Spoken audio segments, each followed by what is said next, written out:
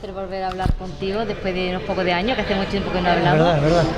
Me he leído tu libro en 2 tardes, te lo tengo que decir, 2 tardes noche, para no mentirte. Lo he disfrutado un montón, ayer lo comentaba con Guada, porque este libro para mí me ha supuesto como volver a mi infancia, porque yo he vivido donde vive el personaje. Desde los 8 hasta los 31 años viví en la Avenida de la Paz. Bueno, qué Entonces me conozco perfectamente todos los escenarios de la novela y ha sido como poder volver otra vez a mi barrio de toda la vida. Así que ha sido muy emotivo. Por empezar a preguntarte algo, y es verdad esto que se dice de ti, ¿no? De que el término que acuñó, la expresión que acuñó aquel periodista de ABC que dice que eres el poeta de Extra Radio. Si miramos un poco los libros que has escrito hasta ahora, sí que es verdad que tocas con cierta recurrencia el Extra Radio, los barrios humildes, los barrios obreros, su vecindario. Es como un caldo de cultivo para ti esa zona. Sí, claro, al final es un poco rendición de cuentas con mi memoria y con mi condición ciudadana, que yo me considero una persona que se ha criado en un barrio periférico de la ciudad y que viví pues una infancia en un barrio muy popular. Entonces pues al final eso está un poco de manifiesto en algunas, no en todas, pero en algunas de mis novelas, ¿no? Quizás en esta es una de las que están más explícitamente de manifiesto, porque cuenta una historia de un niño que crece en los 80 como fui yo, y se vale un poco de cierto paisaje que he compartido con el que yo viví, que yo viví no en la Avenida de la Paz, pero muy cerca de la Avenida de la Paz, de la zona de la calle Urbión, el pasaje Nobel, que era una zona, digamos, del final de puerta de la Avenida de la Paz hacia la ciudad, que hoy está muchísimo más integrado urbanamente, pero hace 40 años pues no.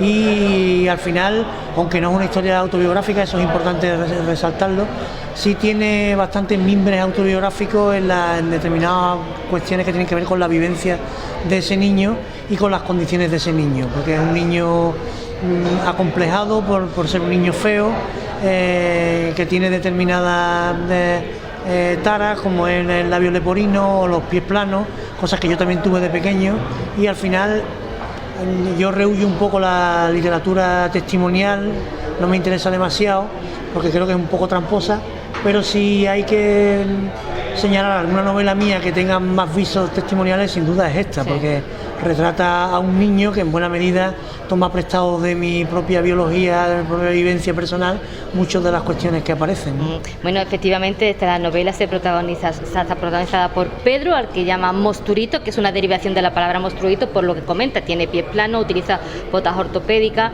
Ver a Pedro es ver a ese amigo que todos hemos tenido en la infancia, porque todos hemos tenido a un Pedro en nuestra vida.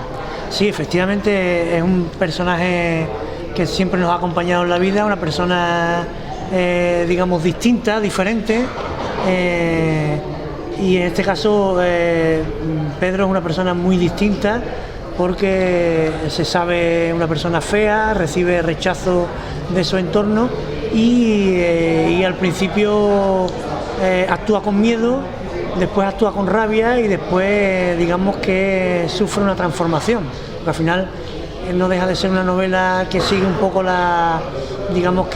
arquetipo de las novelas de iniciación, donde hay digamos un recorrido, donde hay una enseñanza, una vivencia que transforma, una transformación del personaje desde el comienzo hasta el final, de manera que el monstruito, el Pedro que se ve al principio, es muy distinto del monstruito que termina, porque ha terminado ese proceso de transformación. Al final la novela lo que cuenta es la historia de un niño feo que se desenvuelve en un entorno muy antipático y doloroso, y que consigue superar el miedo a través de su rabia, de su autoconocimiento personal y de intentar echarle valor a la vida. Bueno, este niño tendrá como unos 10, 11 años, cursa sexto de GB, viene de una familia rota, vive con su tía, él la llama la tata, tía y sobrino. Son 2 supervivientes, hacen lo que pueden en el entorno en el que les ha tocado vivir. Sí, al final es una historia, yo creo que de amor, y de qué manera el amor puede con todo. Aquí es un amor que se enfrenta a unas condiciones absolutamente adversas, y sometida a 1000 pruebas de resistencia, en las que al final el amor, que en este caso es algo parecido al materno filial, es de una tía con un hijo que se encuentra en una situación de orfandad, pues ese amor puede romper cualquier tipo de barrera y cualquier tipo de impedimento, que en las novelas son muchos impedimentos relacionados con la violencia, tanto sistémica de las propias instituciones como de la propia violencia de un entorno aciago, como circunstancias de abuso, circunstancias de maltrato y de una serie de infortunios en los que los personajes deben ir superando y ayudarse mutuamente, que eso también es importante. Es un amor correspondido que al final puede con todo y que derriba barreras tanto por parte del niño como por parte de la tía. Leyendo la novela, la verdad que resulta muy difícil no sentir cariño por Pedro. Es verdad que es una novela en la que el lector está en una rueda emocional, a veces le da rabia, a veces le da ternura, a veces... Y claro, pensando en Pedro y en lo que le podía deparar el futuro antes de llegar al final de la novela, yo me preguntaba, este personaje en las circunstancias en las que le toca vivir tiene pocas salidas honrosas, es decir, es una persona que está como abocado al fracaso. Sí, indudablemente hay un determinismo social en las circunstancias en las que él vive que establecen que uno no tiene que ser muy imaginativo para pensarse en que el final de ese chaval no va a ser bueno. Sin embargo, al final él tiene un espíritu de lucha, de inconformismo, que le hace al menos intentar ser feliz en esas circunstancias aciagas, y al final es una lucha contra los elementos en las que, bueno, pues no hay ni siquiera renuncia al uso de la violencia, es decir, él es un personaje, como tú bien dices, entrañable, pero en algunos momentos es un personaje violento, duro, áspero, pero a él no le importa, es una especie de necesidad de sobrevivir por encima de todas las circunstancias, y al final un canto a la vida, ¿no? La cita del principio que dice yo, que es de una novela de Román Guéry, ¿no?, de La vida ante sí, que dice, me parece que él ama la felicidad, pero sobre todo lo que busca es ama la vida, ¿no? Y al final es supervivencia, es un retrato de un superviviente que se enfrenta a todo lo adverso y que lo que único que hace es luchar apretando los dientes por salir adelante, ¿no? Bueno, la acción se sitúa en una zona muy concreta de Sevilla, por el barrio del Plantinar, que los que vivimos aquí lo conocemos bien. Claro, ya te comento que yo esa zona la conozco perfectamente. Al leerte, tú también la conoces muy bien. Yo he pensado, te años que vivir por la zona porque eres muy preciso. Entonces la novela es como una vuelta a tu barrio, una vuelta al lugar desde el que procedes. Sí, sin duda, la novela efectivamente es un reencuentro con el barrio y un intento de reencuentro con mi voz de cuando yo era ciudadano de ese barrio, porque yo viví en ese entorno hasta los 11 años, que ya me mudé, y lo que intenta es recuperar ese espíritu, esa vivencia y también esas sensaciones que yo tenía como niño que sufría mucho complejo por mis circunstancias personales de fealdad y de ese sentimiento de oscuridad que tiene ese personaje, de querer morirse continuamente, de tener una relación muy difícil con los espejos. Todo eso sí está apelando un poco a mi yo de aquellos años, aunque es verdad que después fluye hacia otros planteamientos, pero me interesaba mucho intentar recuperar esa voz del niño que fui para construir esa novela desde ese recuerdo. Pero tienes una memoria prodigiosa, porque los escenarios que vemos en la novela han cambiado mucho como están ahora, es decir, tú hablas de lugares que ya no son. De hecho, yo recuerdo que mi bloque estaban rodeados de unas escombrera donde yo jugaba, y ellos hacen también referencia a los descampados, es decir, todo eso has tenido que tirar mucho de memoria porque toda esa zona ha cambiado mucho. Sí, realmente la novela no está construida sobre un mapa, realmente es una novela construida sobre impresiones, es decir, sobre recuerdos que uno tiene, sobre ráfagas sobre las que uno construye. Hay elementos que sí eran claramente de mi barrio, el puesto de la Encarnita, los pisos de los CEU, la Gardenia, el Aníbal González, todo eso está. Después el descampado es un descampado universal porque nosotros fuimos una generación que todavía sabía lo que era un descampado. Yo tengo hijos adolescentes y posadolescentes que no han sabido lo que es un descampado, no han tenido esa relación con el fenómeno del descampado, que tristemente se ha perdido, pero ya no existen. Es la evidencia que no existen descampados y los niños ya no juegan en descampados. Sin embargo, nosotros, nuestra generación, todavía habitó esos espacios que forman parte de nuestro paisaje sentimental, el paisaje del descampado, que eso ya no existe, que es un paisaje muy de la época del desarrollismo y de la época del boom, de la eclosión inmobiliaria, de las viviendas protegidas, de todas esas zonas por urbanizar, por conquistar, que nosotros vivimos cuando éramos pequeños. Y que fuimos felices, por cierto, en esa zona. Yo fui muy feliz. Yo me he sentido, ya te digo, muy cercana a esos escenarios, a esos espacios, a esa hamburguesería Dulio, a las casas del patronato, que son tan peculiares, al Océano, las gardenias. Claro, tú juegas, lo estás comentando, juegas con ese escenario y hablas de lugares que incluso están más alejados de esa zona, como el Prica o el Colegio Portaceli. Digamos que amoldas el escenario a la novela. Claro, la idea de la novela es que no se lea a ti porque has vivido ese paisaje, ¿no? Pero es igual que el tema de la recreación de los 80. Hay mucha recreación de los años 80, pero también pretendo que eso no acabe asfixiando la trama. Es decir, que el contexto no acabe, el contexto espacial, por un lado, la parte del barrio, de todo ese plantinal y todo eso, y la parte temporal, es decir, esos años 80, esas referencias culturales, televisivas, todo eso, lo que yo buscaba es que tampoco acabe asfixiando la trama y que se pueda leer como una trama universal de alguien que podría leer con la mirada de los 16 años. Mi hija, por ejemplo, que acaba de leer la novela, no ha tenido sensación de que eso le permitiera no acceder a determinados aspectos de la trama que se consideran decisivos. Hay un contexto espacio-temporal, pero es un contexto, digamos, para, digamos, servir de ilustración a la trama, pero no son importantes en la trama, que quiere decir que la trama podría funcionar perfectamente como una trama construida hoy. Y qué bonitas las relaciones que se tejen entre el personaje, entre Pedro y sus amigos. Hay diferencias sociales, unos van al colegio Aníbal González, otros van al Portaceli. Al fin y al cabo los niños son niños, porque incluso las niñas que van al Portaceli tienen ese toque macarra y canalla, ¿no? Es decir, al fin y al cabo los niños son todos iguales, vayan a donde vayan. Sí, al final es la patria común, que es la de la infancia, que digamos aúna a todo el mundo. Lo que pasa es que es cierto que mirado con los ojos de hoy era una infancia, yo creo que más brutal, ¿no? Era una infancia, no diría más difícil, pero donde, por ejemplo, el recurso de la violencia estaba muchísimo más a mano.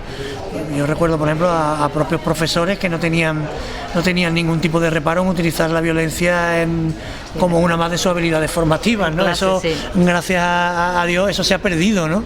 Pero era una infancia donde la convivencia con la calle era muchísimo más directa y más áspera. Yo recuerdo salir a la calle a las 4 de la tarde y no volver hasta que se ponía el sol, ¿no? Y entonces, pues, al final te construía una personalidad muchísimo más de niño de la calle que la que tienen hoy, ¿no? No quiere decir que sea peor ni mejor, ni que fuera más difícil o más fácil, era sencillamente distinto, ¿no?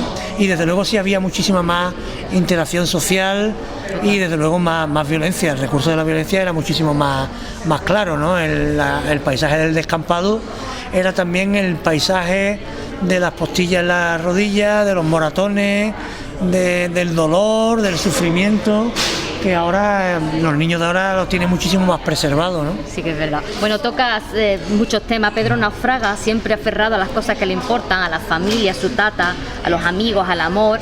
Esos son los pilares de cualquier niño, pero también te metes en otros terrenos más pantanosos. La novela ofrece las dos caras de la misma moneda.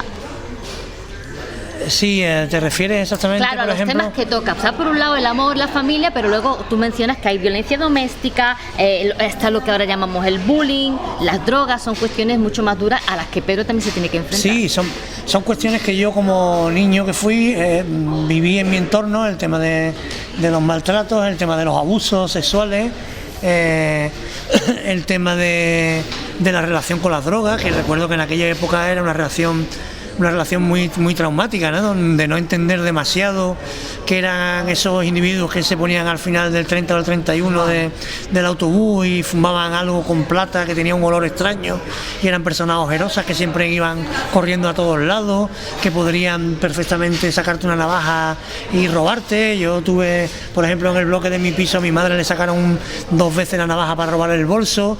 Uno no entendía muy bien cómo eran capaces de pincharse, porque nosotros teníamos un un pavor a las agujas terrorífico, ¿no? Y era esa incomprensión la que generaba un poco eso,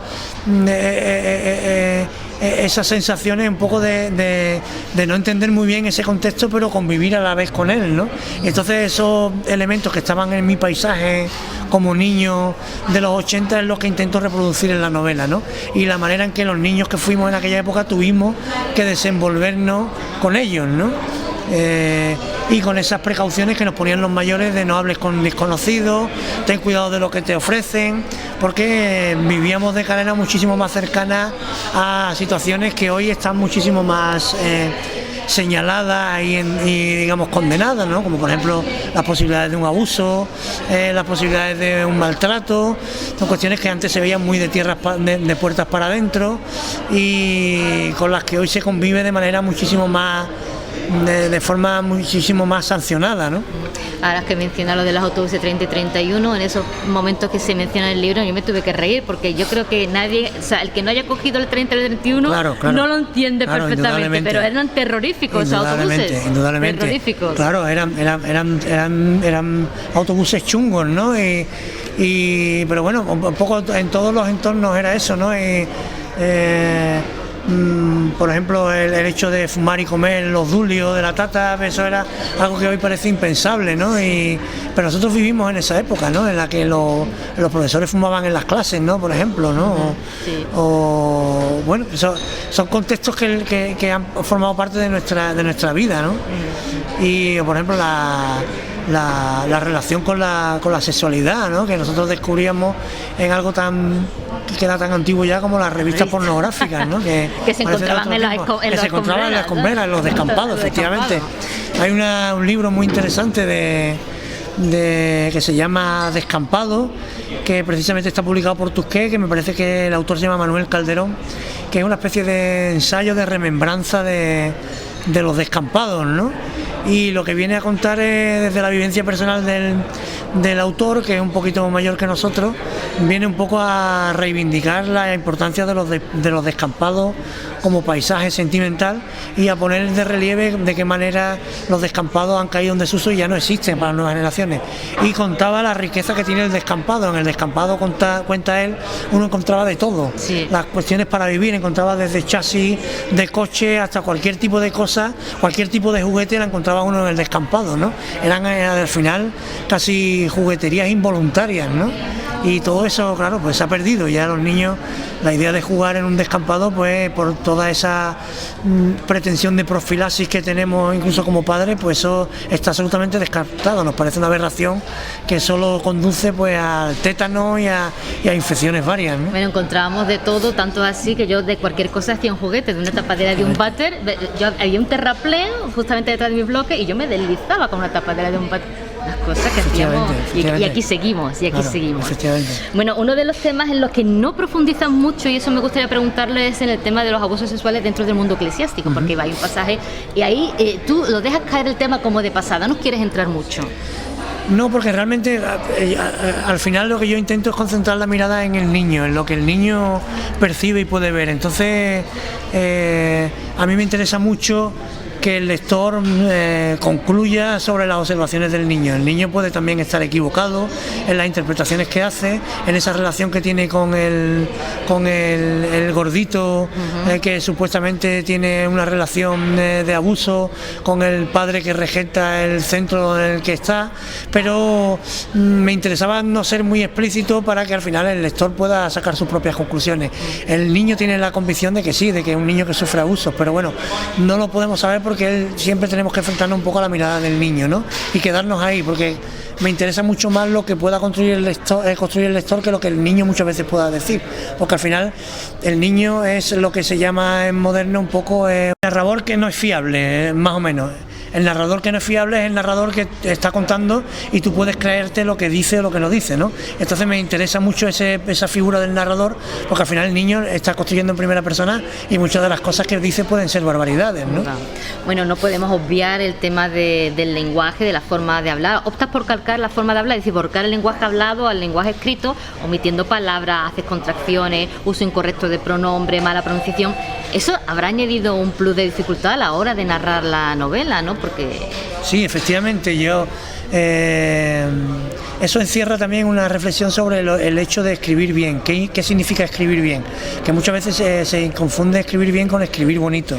Y escribir bonito no es escribir bien, para mí. Por lo menos en la literatura o en la literatura que yo entiendo. Uh-huh. Creo que se han escrito libros muy bonitos que al final están fatalmente escritos porque son libros que no aportan nada, que no dicen nada. En cambio hay muchos libros que están muy mal escritos pero que cuentan historias prodigiosas, ¿no?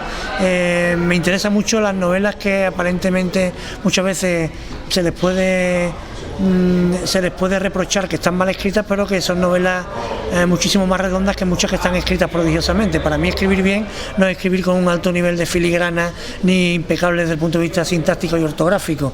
Para mí escribir bien es escribir de manera eficaz, de manera que fondo y forma contribuyan a una consolidación de una historia que esté bien contada o que se traslade bien. En este sentido, mi apuesta en esta novela era por premeditadamente escribir mal, escribir desde la mirada de un niño que podría escribir con 12 años sin ningún tipo de atención a criterios de corrección estilística y ortográfica, y que se moviera únicamente por la expresividad. Eso al final es un reto muchísimo mayor que el de escribir bien una novela, porque te obliga a un trabajo de corrección tremendo. Yo creo que ha sido la novela que más esfuerzo me ha obligado de corrección para que la novela, ese carácter incorrecto que tiene, resultara natural y no forzado. Uh-huh. Porque al escribir con un estilo así tiene muchas veces el riesgo de que se pueda percibir como una impostura, que quede como demasiado prefabricado, ¿no? Es como esas falsas abacerías que venden un poco un negocio, digamos, con solera y acaban resultando como de cartón piedra. Es lo que no quería que fuera algo muy natural. Entonces para eso hay que hacer un trabajo de pulido muy grande para que el estilo realmente parezca eso que se pretende, que es un estilo muy directo, muy improvisado, muy expresivo, que no atiende un poco a la corrección, sino que lo que busca un poco trasladar en el lector, o sea, zarandear un poco al lector, ¿no? ¿Y tú te has planteado qué efecto puede causar este estilo, esta narración en personas que están, otros lectores fuera de nuestras fronteras, fuera de nuestra forma de hablar? ¿Tú lo has pensado? Yo pienso que hay lenguajes que resultan universales, ¿no? Yo creo que además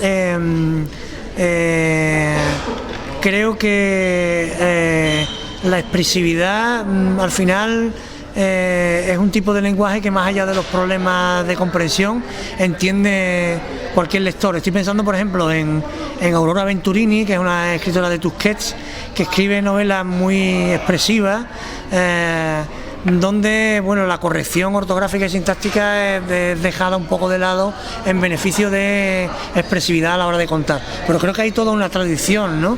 Por ejemplo, estoy pensando a nivel de Andalucía, claramente autores como por ejemplo Fernando Quiñones o por ejemplo Ángel López con La vida perra de Juanita Narboni, que son novelas, digamos, que están en unas coordenadas muy andaluzas, que funcionan muy bien más allá de quien las lea. Pero creo que esto no es exclusivo de Andalucía. Por ejemplo, en el ámbito latinoamericano, estoy pensando por ejemplo en La vida breve de Oscar Wilde, de Junot Díaz, por ejemplo, que es un autor de Miami, que es absolutamente tropical en la forma de contar, que tiene unas coordenadas muy tropicales, muy de los trópicos, y sin embargo uno entiende perfectamente la novela, ¿no? O por ejemplo la José Donoso con El lugar sin límite, que son novelas en las que más allá de los, digamos, del uso del lenguaje y de determinados contextos, al final uno llega a esos textos porque le parecen que tienen un nivel de pureza muy grande, ¿no? Yo lo que buscaba era construir un texto muy orgánico donde la expresividad impactara mucho sobre el lector más allá de la comprensión al 100% del texto, ¿no? Porque creo que el tema de la oralidad tiene mucho futuro en la literatura, sobre todo en el contexto en el que estamos actualmente, que es un contexto donde cada vez tiene más importancia en la inteligencia artificial, que es un tema que además cada vez se está imponiendo más. Ya ha habido incluso algunos escándalos de novelas que se construyen con inteligencia artificial, algunos de ellos incluso que han ganado concursos. Y mi novela es la anti-inteligencia artificial, porque es una novela construida desde un planteamiento humano que muy difícilmente una inteligencia artificial podrá replicar, porque al final la inteligencia artificial trabaja sobre patrones y todo lo que podamos construir desde la creatividad pura, desde la expresividad, es algo que va a salir un poco del molde de la inteligencia artificial, ¿no? Creo que la literatura debe transitar hacia moldes no conocidos o que reinterpreten la realidad de forma distinta, ¿no? Igual que en la pintura, igual que en la fotografía, igual que en todo, ¿no? Yo creo que la salvación, en este caso de la literatura o de las propuestas literarias, va a estar en buena medida en que siga aprovechándose todo lo que el ser humano puede aportar desde el punto de vista creativo, más allá de las fórmulas manidas, de los clichés que se repiten, porque eso es lo que hace la inteligencia artificial, ordenar lo que hay y dosificarlo de otra manera, ¿no? Ya como última pregunta, en tu novela es muy sensorial, porque los sentidos están muy presentes, los olores, principalmente los olores, Daniel, hay mucha referencia a los olores y a los sonidos, entonces en ese sentido evoca mucho a los sentidos del lector. Sí, claro, yo al final la aspiración que tiene uno como novelista, por lo menos en mi caso, y al menos en esta novela, es construir una novela casi como quien está haciendo una obra artística, y una obra artística con una pretensión casi manual. Te diría que me ha faltado poner churretes en el propio texto, porque buscaba una relación orgánica con el lector, y ese orgánico con el lector implica un poco intentar tirar más allá del sentido de la vista y del sentido del cerebro, también con los olores, con la plasticidad. Incluso me pensé en un momento determinado introducir dibujos, ¿no? Porque a mí me fascina, por ejemplo, algunas obras de arte muy manuales. Yo tengo mucha envidia, por ejemplo, de los escultores o de los pintores y de esos estudios donde todo está manchado de pintura, y aspiro mucho un poco a construir textos donde no se respire solo lo literario, sino que tenga uno la sensación de que en lugar de leer un texto está contemplando algún tipo de obra de arte que tiene más texturas aparte de un poco de la que es la historia que se cuenta, ¿no? De manera al final muy, digamos, muy manual y muy manufacturada, muy no tanto de artista como de artesano, ¿no? Que creo que es lo que al final debe aspirar a un escritor, a ser un artesano de la palabra, ¿no? Bueno, pues yo tengo más preguntas que hacerte. Yo he disfrutado mucho de esta novela, como diría Pedro, te ha salido una novela tutti frutti, es verdad. y entonces pues la he disfrutado un montón, la he vivido, he vuelto a mi infancia. Te agradezco mucho que me hayas atendido y mucha suerte con... Pues muchas gracias a ti, Marisa.